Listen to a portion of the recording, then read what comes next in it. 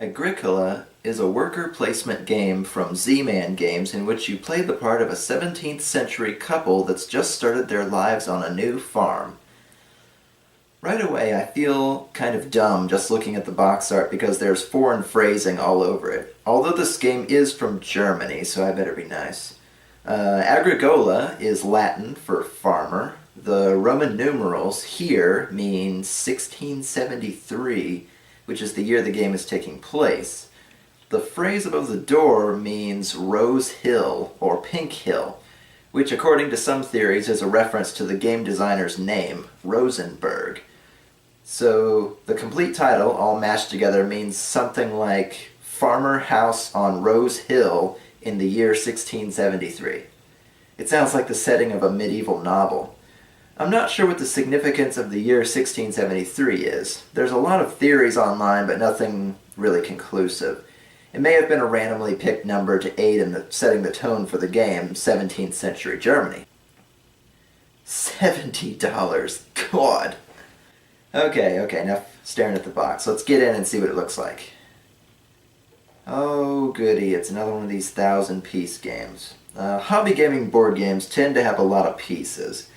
Once again, not for cats or small children or clumsy friends. Well, that's why it was $70. This is all glossy, painted wooden pieces. The boards and cards are excellent quality, so it does kind of justify the price tag. Though I don't think I would have turned my nose up at plastic tiddlywinks or anything like that.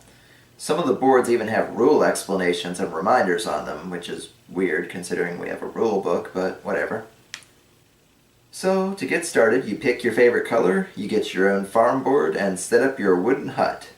You start with 2 rooms for your house, a couple of food markers, and a pair of wooden worker markers for yourself and your spouse. Remember when I said this was a worker placement game? Well, you and the members of your family are the workers, represented by these little wooden discs. You also get 7 occupation cards and 7 minor improvement cards, but we'll get into those in just a minute. When you step back and look at it from a distance, the game is quite simple. You get 14 turns to build up your farm. Each family member allows you to do 1 action each turn. So if you have 2 family members, you would get to do 2 things each turn. At the end of the 14th turn, you use a scorecard to tally up points and penalties, and whoever has the best farm wins. Agricola's strength comes from the choices it gives you. A lot of games have quote-unquote best ways to play or certain strategies that do better than others, but when you're working on a farm, there are a lot of viable jobs and improvements to be made that all sound like a good idea at the time. To start out a turn, you fill in the resource pools first. Wood, clay, reeds, and fish are there from the start of the game. You can use one of your workers to claim that spot and the resources on it with one of your markers, and no one else can have it for the rest of that round. So if I claim all the wood on this space on the first turn, no one else is getting wood until at least the beginning of the next turn. Any spaces that don't get claimed will build up their resources. So if nobody takes the wood on this 3 wood space for 3 turns, it turns into a serious stockpile to tempt just about anyone. The game can be a little intimidating with all its currency types. It takes you a while to learn the difference between each resource and animal type. There are bins on the farm boards for you to use so it doesn't get too confusing though. After a few games it becomes second nature to know things by their color. If you don't like them, there are a ton of people online making and selling custom pieces. I was surprised at how big the community was. I'm pretty content with mine, but there are some pretty cool designs out there that make me wish the game had something better than round discs, especially given its $70 price tag. Okay, so you're running your farm, grabbing resources. What do you do with them? Well, this is where all the cards come in handy. The occupation cards are little side jobs you can take on by placing a worker on the occupation space. They stay in effect forever and provide you with little bonuses. There are occupations that can convert resources into food, such as the quarryman here. You can use the quarryman at any time to convert stone to food. For each stone you convert, take 2 food. And there are a ton of these occupation cards with all different things on them. Things like the village elder, the cook, the potter, the social climber. Huh. That might be a coincidence, considering that story has roots in Germany.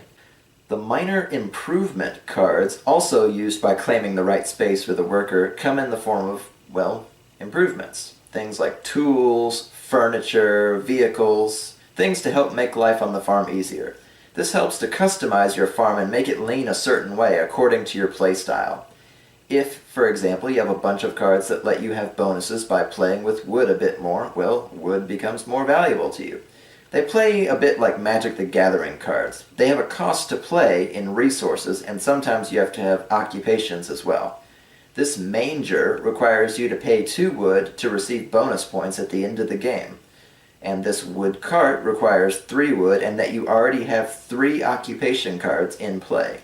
It's very simple once you get the hang of it. There's no limit to the number of occupations or minor improvements you can have, but you start the game with only 7 of each, and that's all you get. There's no way to discard your hand if you don't like it, or to draw more cards if you run out. So whatever you get at the beginning is what you plan your strategy around, for better or for worse. I do find it funny that one of the best cards in the game is the Layabout. Once you've played this card, you may not take part in the next harvest, and you don't need to feed your family either. If you start the game with this card, you have a massive advantage. I'll explain.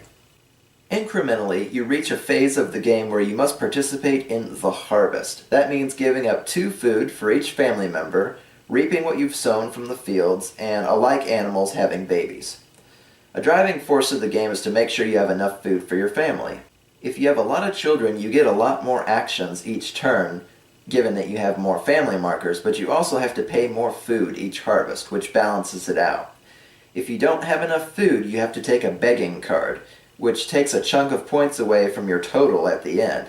If you have the Layabout card, you basically get 5 free turns to do whatever you want and not worry about food. It's almost game-breaking, but the chances of drawing it are pretty slim, so I guess we can let that pass.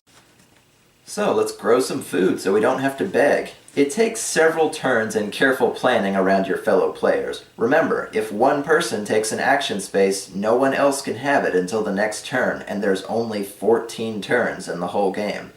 So to grow crops, you must plow a field, plant something on it, wait for the next harvest, and there is your food. You can also build fences, have animals, and bake bread, which uses the grain from your fields.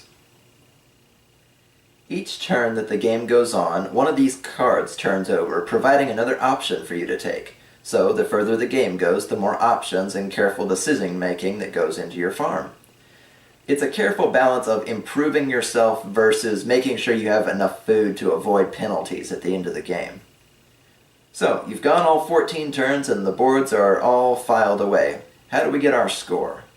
Each player gets a scorecard to show them how much their house, family, fields, and so on are worth. At first I was a little miffed at the scoring system, to be honest. If you don't have a little bit of everything the game has to offer, you take penalties. That includes all the animal types, making use of all your fields, and making sure your house is as big as you can make it. At first I was like, well, what if I want all my farm to be grain? I grew up near a wheat field farm. I know that can work. Then I remembered that this is 1673. You are literally providing all of your family's food yourself. You can't live on bread alone, or on cows alone, or anything else by itself. You have to diversify to make sure everyone is fed and healthy. Eating nothing but bread all your life would not only make you sick, but you'd be lacking in your other dietary needs. So I can kind of understand why the game would penalize you for not having at least a little bit of everything.